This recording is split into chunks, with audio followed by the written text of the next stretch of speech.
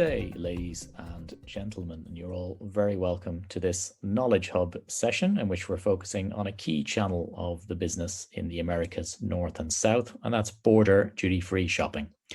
I'm delighted to say we've representatives from across the region with us today, representing business on several major frontiers.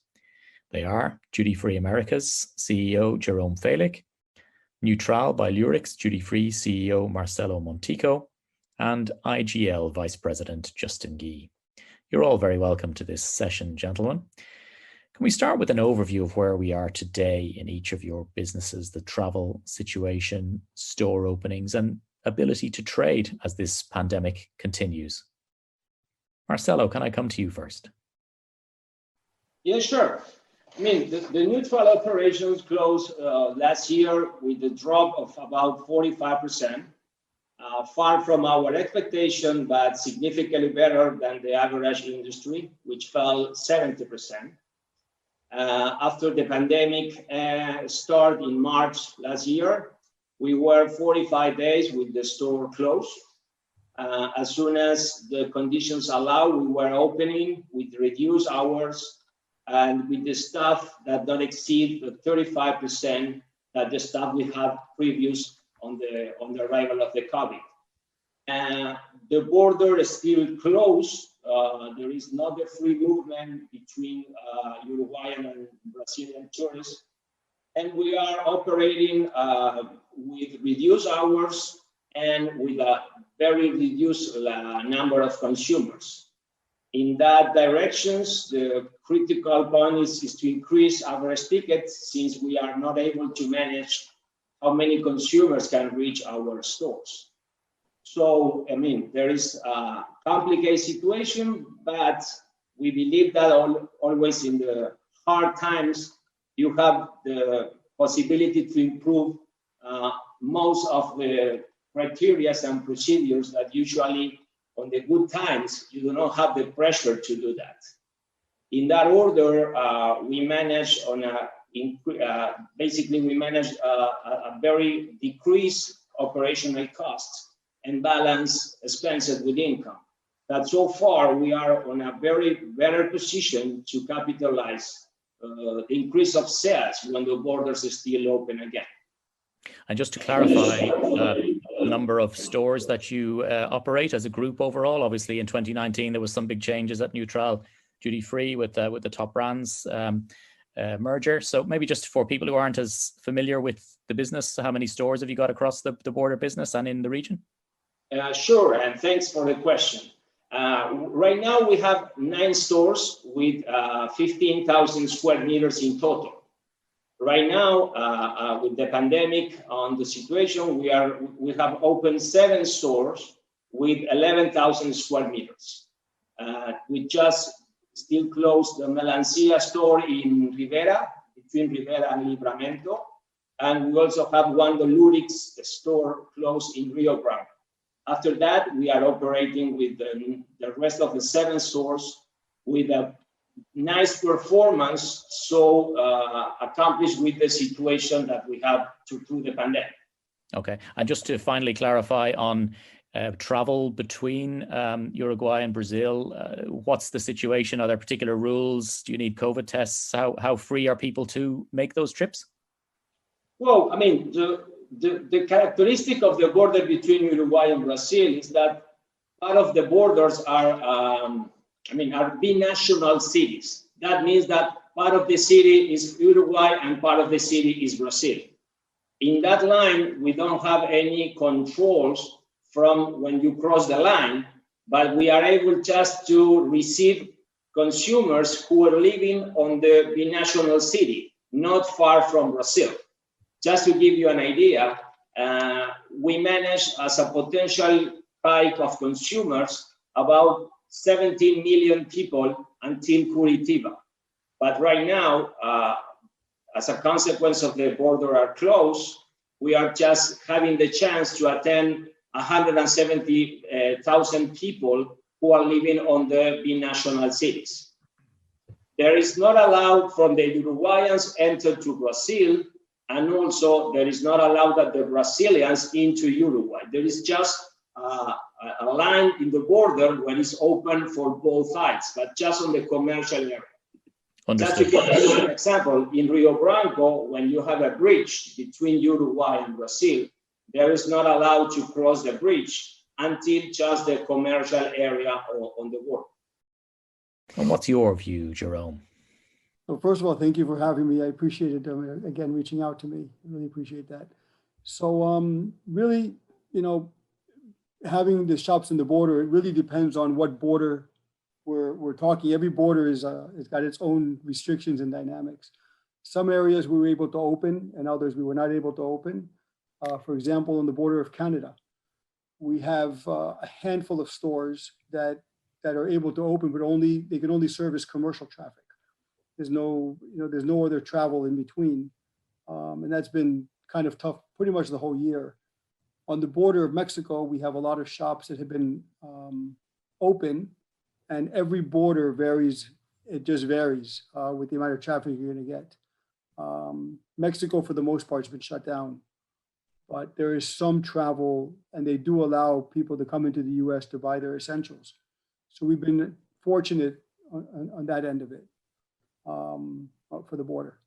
Yeah, and I guess it differs, as you mentioned, fairly heavily from north to south, and even into South America. We obviously have operations too, and I guess you're at the behest of the different regulatory regimes and governments in each location to the level of opening and ability to trade that's in place in each. That's correct as well, and the border has been open with Brazil on the Uruguay border. We've been open there for the last few months. And that's been steadily moving along, I would say, for the border. Right. Okay. Justin, just turning to you, things have been especially difficult on the Canada-US border, and travel between the countries, obviously very challenging. Just maybe tell us about the latest state of play with regards to travel and your own business. Well, we have a lot of similarities with Marcelo. We actually closed down in March and April of 2020 when the pandemic first started, and then we reopened for essential traffic. Our hours, usually we're a 24-hour business and we never close, but at that time we were open from 8 a.m. to 8 p.m. To at least get some of the essential traffic, the commercial traffic serviced, the washrooms open, things like that. The province of Quebec actually has a curfew. The curfew was at 8 p.m. and that has now been extended until 9:30 p.m. So our hours have changed a little bit. We're back to 8 a.m. to 8 p.m., but we had actually reduced a little bit based on curfew activity. So our border is essential traffic only. Citizens of, like if you're a dual citizen, you're allowed to cross. When you come into Canada, for example, if you're not a essential vehicle or if you're not on an essential trip, you have to arrive with a quarantine plan, and you also have to do a COVID test on site at the border once you've crossed the primary inspection. So our traffic has basically been commercial traffic for the most part. Like most of the airports, we're down into the 90%, and we hope very much that it'll change. But the most of the border. The Canadian-US border is about the same across the board. So we're going through the same thing as everyone else. Right. And I suppose then the next question, and it's more crystal ball gazing, is really what your feel is for when potential recovery might come, and perhaps more concretely what you think that will look like in the short, medium and longer term. I think everybody wants a date, but that date is really difficult to come up with. So what makes sense in my mind is that I believe that the governments will probably, both the Canadian and US governments will make a decision based on the infection rates versus vaccine rates. So as the vaccines are increasing and the infection rates are decreasing, they'll probably start making some judgments on that. I know that IATA in the airplane world has come up with a travel pass, like a vaccination pass, and they're still working on that. That's one of the first things that came to my mind. When I'm traveling internationally, I've got a yellow fever vaccine. I have a vaccine card when I travel to Africa, and most times they check you on the tarmac before you even go into the airport. So there's probably going to be some type of vaccine verification required at the borders. But in terms of opening it up to non-essential traffic, I think there's a threshold that has to be hit for infection rates on both sides, and I have to honestly just kind of wait for the governments to come up with, what the level of comfort is for that. But hopefully soon. It seems like it'll be coming along soon. Right. And Marcelo, the same question for you in terms of when you feel recovery might take shape. Obviously, you're open and you're trading, but what do you think the rest of this year holds for the business and even beyond that? Well, nice question. But unfortunately, we don't have the whole information and a whole in our hands. But I mean, we don't believe any recovery sign, never before mid-2021. And it's going to be depending on the speed, how the population from Uruguay and from Brazil is going to be vaccinated. And there is two very different situations on the Uruguayan side rather than on the Brazilian side. Uruguay is a small country with a logistic infrastructure necessary to send vaccines from one point to the other part of the country, maybe in 2 hours, 3 hours by plane. That means that so far, right now, we have almost 11% of the population already vaccinated in Uruguay. But the situation in Brazil is extremely different. We expect that in Uruguay, we will have the 70% of the population vaccinated around July or August. And that is going to protect us as a country with the whole, a kind of barrier from the virus. But in the situation in Brazil is extremely different. Brazil reached, I think it's 3 or 4% of the population vaccinated last week. And this is going to be crucial for that evolution of the health crisis when the government agreed to open the stores, to open the borders again. In short, we don't believe any good news before August 2021. Right. So just looking at, I guess, some of the challenges overall facing the industry, we've had many over the past year. What are those and how would you describe them best? Yeah, so there's obviously been a lot of challenge. It's just keeping the staff and customers being able to shop in a safe environment, of course, and implementing all the social distancing that you have to have in place. Most of the customers are already used to wearing masks. It's not really, it's already like the regular day of life here now, everywhere, every shop you walk into. But the market's become much more competitive, especially since online shopping has come back extremely strong, or let's just say it's gone ahead a few years of itself. It's gone ahead of itself. Yeah. Online, everyone's gotten very, very used to sitting at home and just ordering and not going out. But we continue to be able to promote and or be as promotional as possible and draw traffic into the shops. And I suppose just looking at recovery, clearly you have some stores open, which is unlike actually some of your peers in other parts of the world. So do you have a feeling when that recovery not necessarily will just begin, but when it will ramp up and what it'll look like in the short and medium and even longer term? So at first, I can tell you, as you know, I was very optimistic that business would come back a lot sooner. And then you start hearing the news on cruise ships being postponed and continuously being postponed. Now I think it's through the summer already, which we never imagined a year ago. Everyone thought it was going to be just a few months and through the summer we'll be done.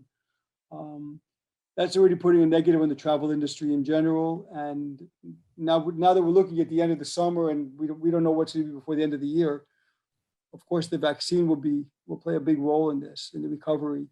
But for our business, we need other countries to be able to vaccinate sooner rather than later, so that they'll be allowed to enter and be able to travel freely into the U.S. I mean, that's, it's just that the U.S. is getting vaccinated, but then all the other countries are still lagging, like you mentioned before, over where you are.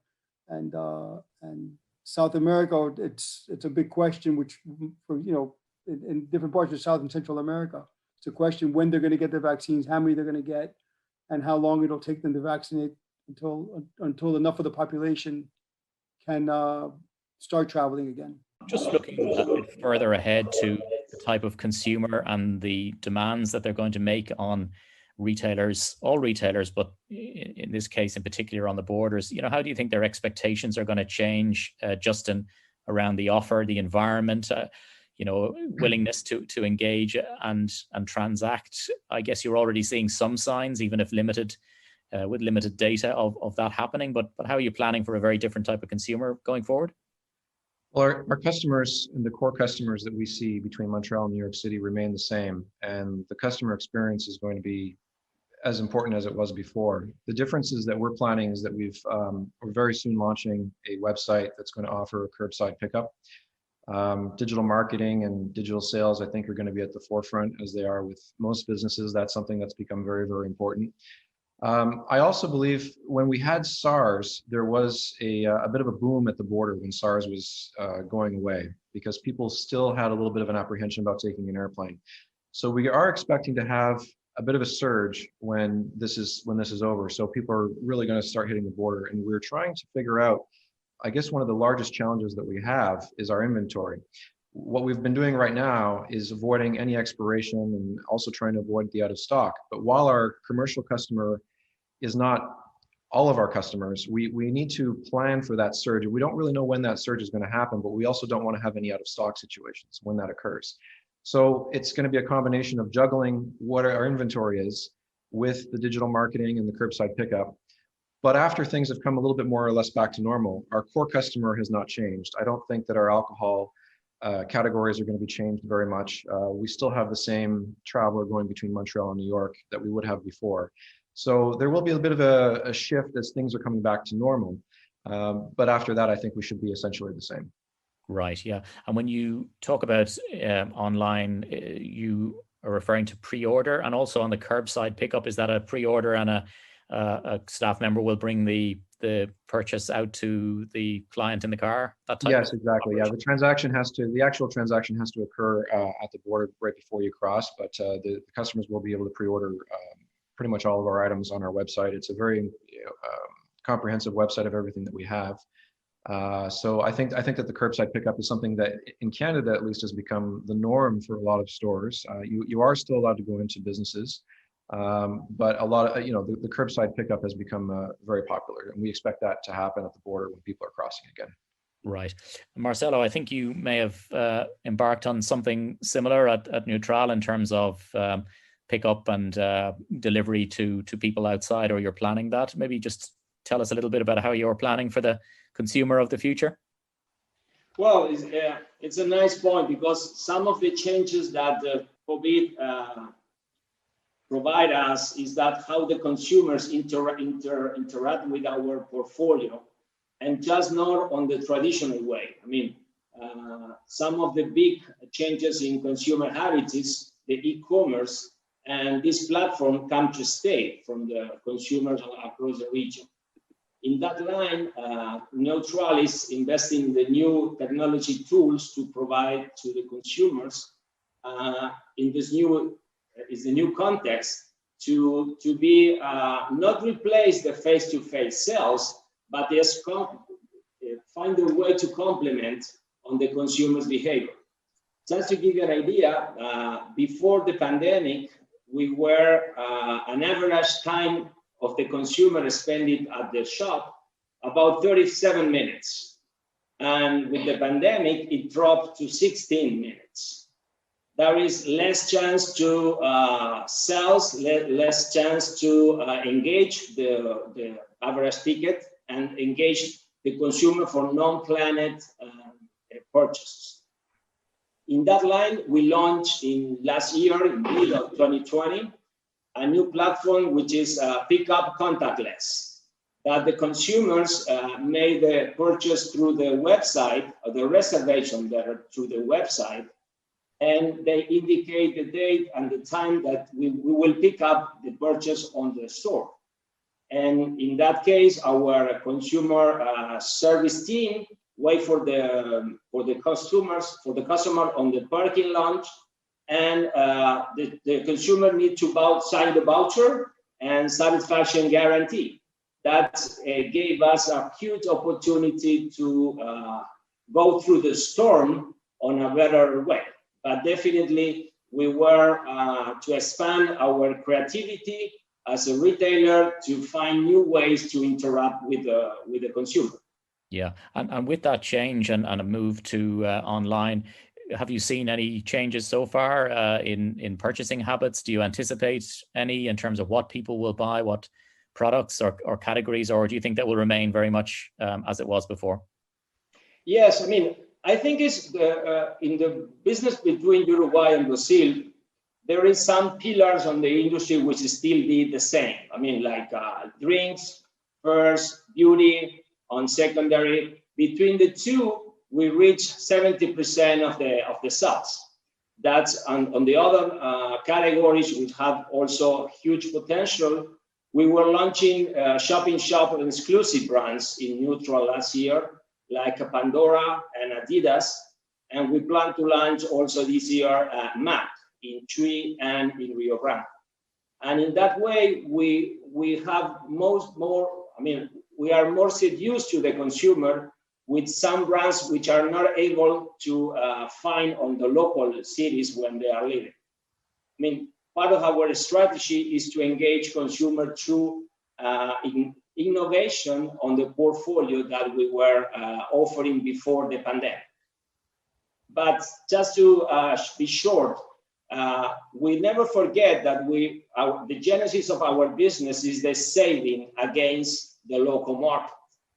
And we have to work very hard with the business partner to keep offering necessary saving with the Brazil local market in order to engage consumer with benefits. Without that one, it's going to be very hard for all the industry to keep competitive with the local price in Brazil.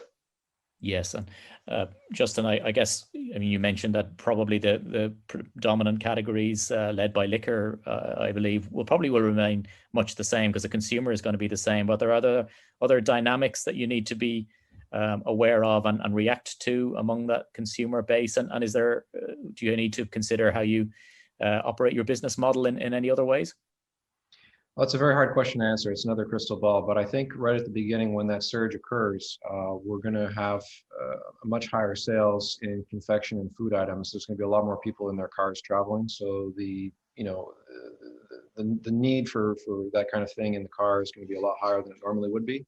So I think the confection and food is going to have a surge right at the beginning, and then basically we should more or less come back to the core customer. But I am excited about the digital marketing and the curbside pickup because we have had a lot of difficulty in Canada with the consumer understanding how duty-free works, or even if they're allowed to shop duty-free. So this might even open up some opportunities to educate the customers about how duty-free works and that it is available for them. Yeah, for sure. And just beyond that, what about regulatory change? Are there any ways in which governments can support you more in this time, easing the regulatory burden, maybe freeing the business up to sell more, even on the allowances on categories? I know in Latin America that's something, but Justin, maybe first for you in that respect. That's a conversation that certainly has been coming up. I'm not sure where that stands with the government at the moment, but increasing the allowances would certainly be a very helpful thing to both sides of the border, Canadian and American. Yeah, and Marcelo, I know in your region, that's been a topic of discussion, broadening the type of categories, also the value amount that can be purchased in duty-free markets across South America on the borders and at airports. Is that something that will be needed to drive the return of the business, do you think? I mean, yes, this is one of the most important points on the agenda with the government through ASUTIL and through also the Camera of the Free Shops in Uruguay. And there is different legislations on the region through airports and border stores. And in airports in Uruguay, they increased they allow it to $500, and the border stores still be $300 between Uruguay and Brazil. And we are working right now with the positive list, because on the border between Uruguay and Brazil and through the Uruguayan government, there is a positive list, which means that you are allowed to sell all of the items that is on the list. If you want to sell just one thing that is not on the list, you are not allowed to sell it. But on the Brazilian side, the government established a positive list. Sorry, as a negative list. That means that Brazil ban some SKUs on the list, but which is not banned is allowed. And there is two different legislations, but we are working very close to the government, and Uruguayan government are able to implement the same negative list that is rather on the Brazil side. I mean, there is a very important point of the agenda that we are keeping moving ahead in the interest of the industry. Yes, for sure, and that harmonization where possible will be a big thing. And I just ask you about your respective roles as leaders in your companies as well. Obviously, everyone's had to adapt here, and this has been a very concerning time for your staff and obviously along with your consumers as well. So how have you communicated to frontline staff about the challenges, and how have you had to adapt and react perhaps as a leader in your company? Perhaps your own first. Well, we're constantly keeping everyone's spirits up. We continue doing what we can on commission and SPIF programs, and constantly reminding them their safety is our priority, which is, we even hired a medical professional, which we reported through Moodie at one time, to be, from the beginning of COVID, to help explain what each individual should do to stay safe, as well as able to answer their questions and all concerns. They had conference calls with him at first it was a weekly basis because there were a lot of questions. Now it's more of a monthly, or they can send in questions whenever they'd like. He's always available. But we definitely put everyone at ease at that point and help them, concentrate on their everyday task. And that's really been the main thing. That's the biggest challenge, I think, is keeping everyone's spirits up. And to you, Justin? I think everyone's been going through the same thing all together, and we've been very transparent about everything, and we've introduced COVID safety measures like everyone else has. I've been participating in as many forums and information sessions as I can. One thing that was very interesting was New York State is actually creating a welcome back program for Canadians. I know that people want to get back and forth across the border as much as possible. And as part of that welcome back program, they're actually increasing electronic charging stations for Canadians, because they've noticed that Quebecers have an unusually high number of electric vehicles, which is very interesting. So really listening to what the global duty-free community is learning and what their learnings are as the pandemic progresses, I think that information is very, very important to communicate with our frontline staff, not just for ourselves. And also it helps us to continue offering a first-class experience to the consumer. So it really is the exercise is keeping your ears open and understanding what everyone else is going through, and understanding that we're all doing the same thing. I think that's an important message for them. Yeah. And Marcelo, from your point of view as well, obviously keeping consistent and positive messages to staff has been a very important part of all this, and through a very difficult and unprecedented time. Well, definitely. I mean, I believe that the positive leadership style determines that you never be able to request from the team a different kind of commitment, rather than the leader is willing to offer. And in that directions, I think it's the greatest competitive advantage that Neutral has is his team, his human team. And all of the members are very clear that the only way to keep the jobs is to continue offering a superior shopping spirit on our shops. And most of our team are very committed with that position. It's going to be very hard to see when is the end of the tunnel, but we are very merged as a team to put focus on the continued engaged consumer with the traditional way that Neutral had in the past, and we are willing to do this in order to recover the leadership that we had in the past. That is a crucial thing in order to go back to the business again. Yeah, and on that note, I suppose, do you see opportunities ahead beyond those you've mentioned? And also, there's a lot of brands taking part in this event, of course, and listening in. Do you have a message for them about their investment in the channel more widely, duty-free overall, and borders in particular? Justin, maybe first. Our suppliers, I don't think that the relationship with any of our suppliers will change. There will be that slow process of bringing everything back, but I don't see a reason to have any winners or losers. I think everyone is really in the same boat at the same time. Our relationship, I believe, is strong with all of our suppliers, and there's nothing should change about that. So I'm optimistic about getting back to business. And what's your view, Jerome? Most people are trying to shy away from flying and getting on airplanes and having to do the COVID testing before they land and getting vaccinated before they leave. And every country is going to have different requirements. The airlines are going to be they're going to have their requirements in place, which with the border, it's a lot easier for a customer to shop. You see here, especially in the US, RV sales and rentals have gone through the roof. All these families are taking road trips. It's been like a new way of going on vacation. Even my niece, who I would never imagine being such an outdoor person, they ended up buying an RV and going around. They're every other weekend they're taking another trip with their kids and keeping them busy. Now their classes are all on Zoom. They can do that, and they go to and they're all adventurous trips. So it can certainly help the business increase on the border. It'll increase over time, I think, just because of the amount of travel now through car, RV, and what have you. More and more people will be taking trips, I believe, that way. Marcelo, from your point of view, what message you have for brands out there who are looking to invest in the channel in your region? I mean, we are very optimistic about the near future. Usually, as soon as the consumers can get their normally again, we believe that they are going to buy some of the products that as a kind of reward for the many months that we were closed at the home and not living on the same style that we had in the past. And we believe that this is going to be an advantage as soon as the borders open again and the consumers recovery their life like before the pandemic.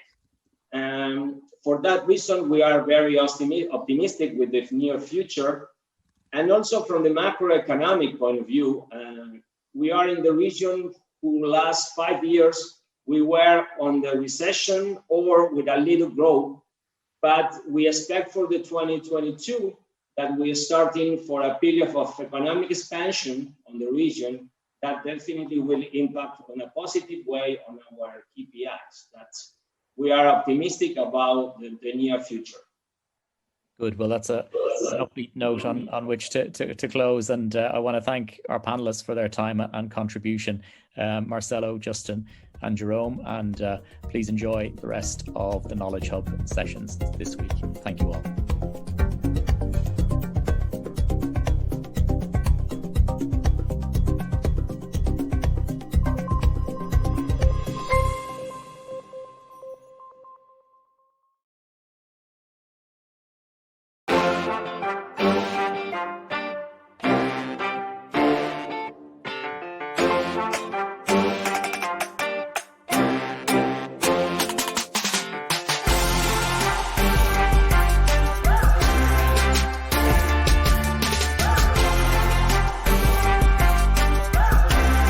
A warm Louisiana hello. I am Nisha Sadaker. And I am Seema Sadaker. And welcome back to our Summer's Coffee Break here at the Summit of the Americas. Today we're going to take a little trip to New Orleans. Did you know that the coffee culture in New Orleans, like most everything, is nonstop? It kind of reminds me of us. Totally. And did you know that Café Du Monde was established in 1862 in the New Orleans French Quarter? Café Du Monde's dark roast coffee has chicory in it, and that's what gives it its signature roasted flavor. This is our homage to Café Du Monde's Café au lait. The Café au lait is a 1-to-1 ratio of coffee and milk. Add 2 heaping tablespoons of Café Du Monde to the French press. Add boiling water to French press and wait 5 minutes before plunging. While waiting, add Sommer's coffee and milk to your frother and let it get nice and hot. Now you're ready to mix and enjoy. Make sure to enjoy a beignet with your Café au lait. Gosh, we've just been so busy with all of the fun programming at the Summit of the Americas. We totally deserve a night out in New Orleans. Let's go.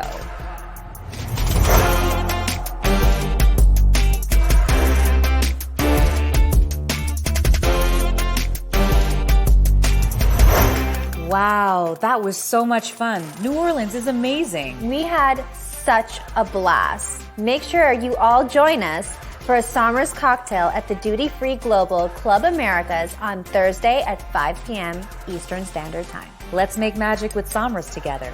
See you there.